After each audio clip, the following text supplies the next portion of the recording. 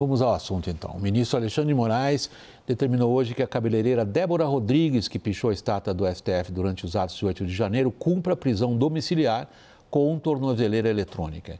Moraes atendeu a pedido da PGR. Detalhes direto de Brasília, ao vivo, com nossa repórter Luciana Amaral. Boa noite, Luciana. Boa noite, William. Boa noite a todos que nos acompanham aqui no WW. Excelente sexta-feira a todos.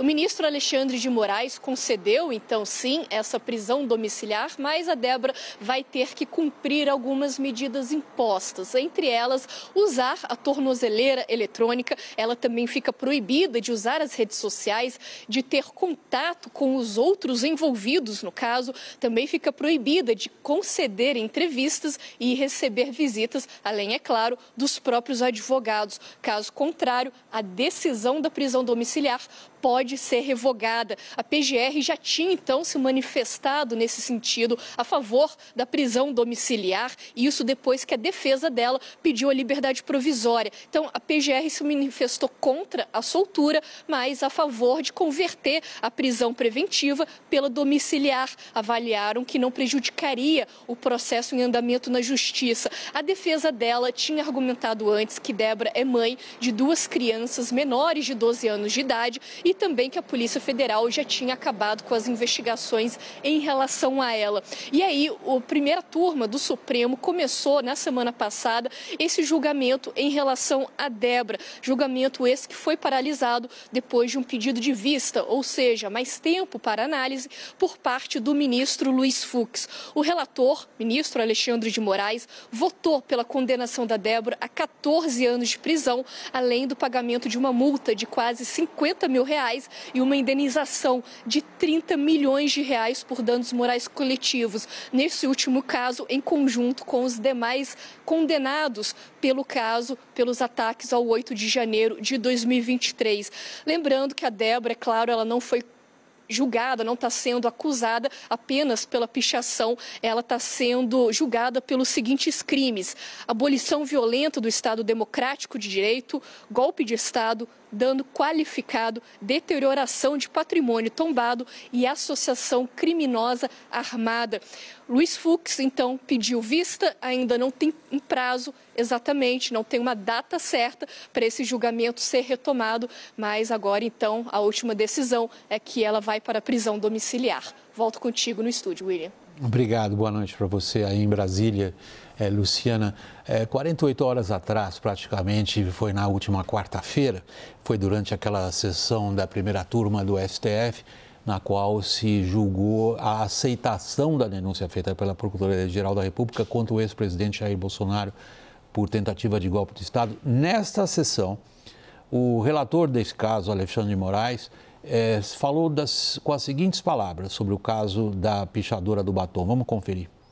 É um absurdo as pessoas quererem comparar aquela conduta de uma ré que estava há muito tempo dentro dos quartéis, pedindo intervenção militar, que invadiu junto com toda a turba e, além disso, praticou esse dano qualificado com uma pichação de um muro.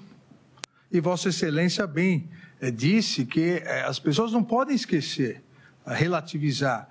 Então, a questão da dosimetria, a questão da discussão, eu e o ministro Zanin, nós mesmos, divergimos em muitos casos na questão da dosimetria. Mas a questão dos fatos, nós temos que admitir os fatos. Lá não foi uma simples pichação. Lá houve toda uma manifestação já anterior de aderir à tentativa de golpe de Estado, de ficar nos acampamentos, de invadir com violência junto com os demais e pichar. A questão da dosimetria aí é uma questão a ser analisada. Nós temos, evidentemente, 2 aspectos óbvios para a gente tratar, né, Cláudio? Cláudio, você nos ouve agora? Deixa eu ver se sua linha de áudio está boa.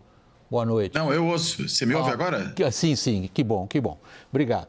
Nós temos 2 linhas óbvias para tratar, do ponto de vista político, o que isso significa, do ponto de vista jurídico. Eu vou começar um pouco pela questão mais do campo do direito, André Marcília, e pedir a sua avaliação, o que mudou nessa semana? que a perigosa participante de uma tentativa armada de abolição do Estado de Direito vai para casa com uma tornozeleira eletrônica? Olha, Vac, a gente precisa entender que muita gente está falando de um recuo, mas é um recuo manontropo, porque não foi revogada a prisão dela, foi substituída a prisão por outra prisão, só que a prisão domiciliar, e ainda assim com cautelares muito severas, como impedimento de visitas, como inclusive cautelares inconstitucionais e censórias. O próprio STF já entendeu que, por exemplo, você não pode vedar entrevistas a presos, você não pode impedir que eles se comuniquem. No entanto, essas cautelares estão impostas a Débora. Impedir que presos deem entrevistas, inclusive, viola o nosso direito de receber informações de interesse público, o direito da sociedade, e essas cautelares estão impostas a Débora. Então, ela vai para casa, mas continua presa sem as grades, o resto todo continua lá. Mas, claro, que a gente tem de admitir que houve uma mudança. Essa mudança, me parece que responde a uma certa comoção pública. E isso, Vac, para mim, só mostra o quanto que é nocivo esse caso estar no STF. Porque como é que funciona o direito? A gente tem a primeira instância lida com fatos, lida com as provas, lida com as pessoas envolvidas diretamente no caso, a segunda instância lida com provas prontas e o STF com teses abstratas. É para isso que serve uma Corte Constitucional também, não apenas para ser uma última ou derradeira instância, mas para se afastar da emoção do caso e permitir que ele seja avaliado de forma um pouco mais afastada. Não está acontecendo isso. O STF está sendo a primeira e última instância e avaliando os casos todos com muita emoção. Basta a gente ver que crimes como, por exemplo, golpe de Estado e abolição do Estado, que são a mesma coisa, estão sendo tratados como duas diferentes. Nesse caso da Débora, por exemplo, pichação, que tem uma pena de 1 ano máxima, foi tratado como deterioração de patrimônio público, que tem uma pena máxima de 3 anos. Então, trataram isso como deterioração, provavelmente para que a pena dela fosse maior. Não houve deterioração. Pichar de batom um patrimônio público não o deteriora, basta jogar um balde de água e tudo está resolvido. Então, essa agressividade, ela é típica da primeira instância, muitas vezes, em que você está emocionado, o juiz está tocado pelo caso. E o STF não pode entrar nisso, mas entrou. Talvez agora esteja percebendo a armadilha que fez para si mesmo. Cláudio, eu leio um pouco o raciocínio, as palavras que o André dirigiu a nós, a nossa audiência neste momento, e se eu estiver interpretando errado, André, por favor, você me corrija imediatamente. Como devemos procurar na esfera política o entendimento do que aconteceu no espaço dessa semana, e não exatamente na esfera do direito, onde ele aponta, na opinião dele, uma série de inconsistências. É assim que você vê também? Olha, eu acho que sim. Eu acho que, na realidade, essa mudança de posição do STF, veja, eu nem estou dizendo com relação a cautelar, né, dela ir para a prisão domiciliar, mas eu estou me referindo ao próprio ministro Alexandre de Moraes, nessa fala que foi reproduzida aí, já admitir que é passível de discussão a questão da dosimetria, né, porque até agora esse assunto sequer aparecia na fala dos ministros, né? Acho que há, de fato, né, para esses, eu vou chamá-los assim, esses bagrinhos que participaram daquele ato ali, que é um ato golpista. As pessoas não estavam passeando na frente de quartéis, elas estavam insuflando as Forças Armadas a agir contra o Estado Democrático de Direito, dar um golpe de Estado, né? Não estavam na frente da igreja, não estavam na frente das escolas, não, elas estavam na frente de quartéis, né? Então, evidentemente, há um elemento aí, era um pedido de intervenção militar com finalidade de golpe de Estado, que aconteceu logo após o resultado da eleição, quando aquele grupo não estava satisfeito com o resultado da eleição, não queria aceitá-lo e queria uma solução de força para isso. Então, ao mesmo tempo que a gente está falando de uma raia miúda do golpismo, também a gente não pode deixar de tratar do fato de que são golpistas, né? Não são os líderes do movimento, não são os principais responsáveis, inclusive pela sua própria presença ali, porque foram insuflados a isso, né, por aqueles que não reconheceram o resultado da eleição, por aqueles que durante meses e meses, talvez anos, né, naqueles anos ali que antecederam o episódio do 8 de janeiro, falaram que a eleição seria fraudada, que a eleição de 2018 já tinha sido fraudada, que, portanto, não se podia acreditar naquele resultado, né, que a justiça eleitoral não era confiável, enfim, todo esse tipo de coisa. E aí produz aquele resultado. Mas é claro que existe ali, para alguns casos, uma possibilidade de você ver exatamente o que aconteceu. Aquele sujeito, por exemplo, que foi filmado jogando aquele relógio histórico, que foi Dom João VI, no chão e o destruindo, É claro que esse sujeito, de fato, está danificando o patrimônio histórico, né? Concordo que a pichação do batom não é isso, mas a pichadora não é só a pichadora. Acho que nisso o ministro Alexandre de Moraes tem toda a razão. Ela era uma das participantes dessa tentativa de instigar as Forças Armadas a participarem de um golpe de Estado. Mas, insisto, como se trata de uma raia miúda, me parece que as penas talvez estejam exageradas. E ao estarem exageradas, elas acabam fazendo com que, em vez da sociedade perceber essas punições como fazer justiça, percebem como uma aplicação draconiana de leis. E aí, consequentemente, começa a perceber aqueles que de fato cometeram crimes como pessoas que estão sendo, na realidade, vítimas de uma injustiça. Então, a dosimetria, na realidade, é importante, inclusive politicamente, não estou nem discutindo juridicamente, porque se ela for bem aplicada, né, se a dosagem das penas for adequada, ela vai fazer com que a sociedade reconheça legitimidade nessa decisão. Isso, claro, sem entrar em outros pormenores, né, que o doutor trouxe aqui, como é a questão das diferentes instâncias, onde esse crime deveria ser julgado, nem entrou tanto nesse pormenor, mas do ponto de vista do tipo de pena que está sendo aplicada a um certo participante desse processo, eu acho que realmente é preciso pensar em maior adequação, porque o risco que se corre é de ilegitimar todo esse processo, que é um processo importante, para deixar claro que o golpismo não é aceitável no Brasil e que quem tentar perpetrá-lo, de uma forma ou de outra, né, seja acampando na frente de quartel para pedir intervenção militar, seja arquitetando todo esse processo, vai ser punido para que esse tipo de coisa não se repita, dissuadindo outros de fazê-lo no futuro. É isso? André, pegando a interpretação aqui que o VAC fez sobre a sua fala, né, de que a resposta ficou ali entre a política e a justiça, e partindo desse episódio da cabeleireira, como é que você espera o equilíbrio entre a decisão política e a decisão jurídica no caso de Bolsonaro? Olha, Thaís, eu entendo que seja impossível esse caso ter uma solução que não seja política. Seja por conta dessa menção à emoção, vamos dizer, a emoção ruim, né? Não é emoção de se sensibilizar com o caso, mas a emoção justamente de ser severo, de ser agressivamente severo com o caso. Mas não só em relação a esse, em relação a muitos outros, isso também aconteceu. O caso dela não é isolado. Porém, em relação a essa questão mais política, nós também precisamos contingenciar que o STF não vai ser a esfera adequada para responder com justiça, né, sem a contaminação política. Isso é inviável e a gente tem visto isso em diversos momentos. O próprio fato desse caso estar no STF depois de uma análise de ampliação do foro privilegiado, da prerrogativa de função, o próprio fato desse caso estar na primeira turma e não no plenário, como deveria, e num lugar um pouco mais controlado para os ministros darem uma solução rápida, o próprio fato deles falarem tanto e a toda hora de resolverem isso, esse caso todo, esse ano ainda, para que as eleições não entrem com o caso ainda sem solução, tudo isso são elementos que acabam influenciando e contaminando politicamente, não apenas o caso da Débora Rodrigues, dessa cabeleireira, como também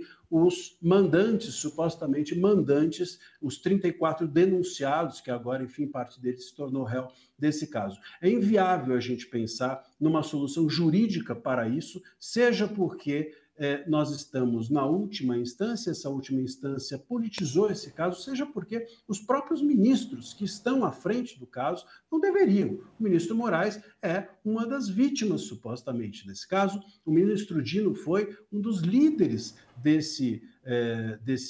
do resistência ao dia 8, tem processos de ofensa à honra contra o ex-presidente Bolsonaro, muito difícil que você consiga ser isento e que a solução seja apenas técnica e jurídica. Quase impossível, para não dizer totalmente impossível.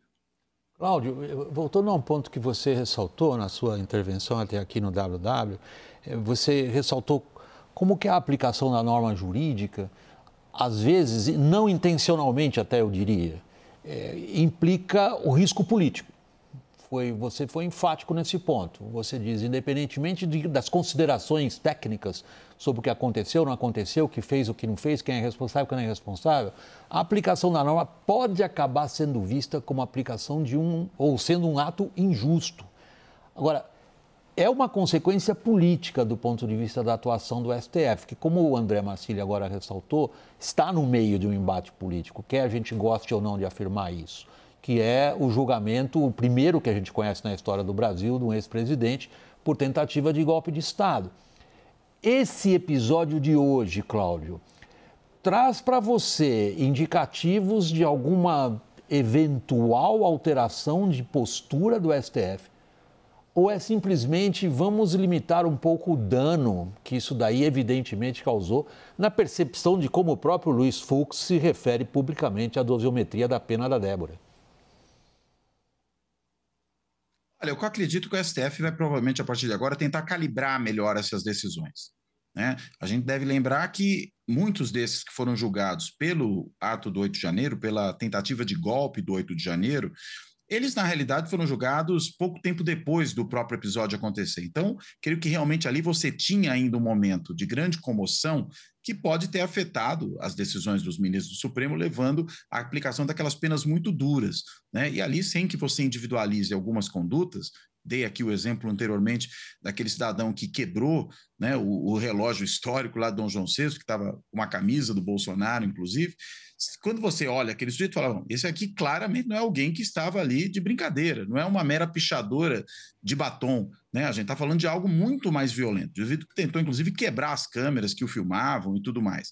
É claro que esse sujeito pode levar uma pena maior do que alguém que, digamos, passou por ali, estava até na frente do quartel, entrou eventualmente no prédio, mas não teve atitudes tão violentas quanto essa. Agora, como é que você vai individualizar isso? Você precisaria saber. Ali você tem um crime cometido por uma manada de gente, você tem um monte de gente produzindo esse tipo de atitude. Então, o Supremo precisou lidar com esse tipo de caso, né? Agora, passado um certo tempo, né, feita também a crítica por parte de muita gente na sociedade, talvez desses excessos que o Supremo cometeu, e agora o Supremo, diante do julgamento dos verdadeiros artífices da tentativa de golpe, que são esses que estão agora sendo julgados pela primeira turma, você vai falar, bem, se eu apliquei 17 anos para alguém que entrou ali, né, e que eventualmente nem chegou a produzir necessariamente um dano, e agora eu estou falando de alguém que, na realidade, é o arquiteto dessa tentativa de golpe, inclusive planejou assassinar ministro do Supremo, presidente eleito, vice-presidente eleito, bem, quanto que eu vou dar de pena para essa pessoa se eu dei 17 para aquela? Eu acho que é diante disso que os ministros supremos estão sendo postos agora,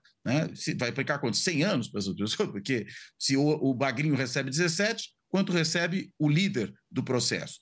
Então, acho que é disso que se trata. Esse é o fator que tem, evidentemente, impacto político a partir das decisões que são tomadas no âmbito judicial. E acho que é diante disso que o Supremo está posto agora.